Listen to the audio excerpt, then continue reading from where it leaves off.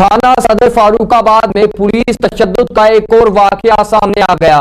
मजदूर को मजदूरी की रकम लेने जाना महंगा पड़ गया। इसी हवाले से मजीद जानेंगे राना सजाद की रिपोर्ट में। थाना सदर फर्रुखाबाद में पुलिस तशद्दुद का एक और वाकया सामने आ गया। मजदूर की रकम लेने जाना महंगा पड़ गया। बासर अफराद की इमा पर थाना सदर पुलिस फर्रुखाबाद के ASI की बदमाशी। गरीब मेहनत कश मजदूर चोर बनाने के लिए वहशियाना तशद्दुद। गरीब की हालत गैर होने पर धमकियां देकर छोड़ दिया।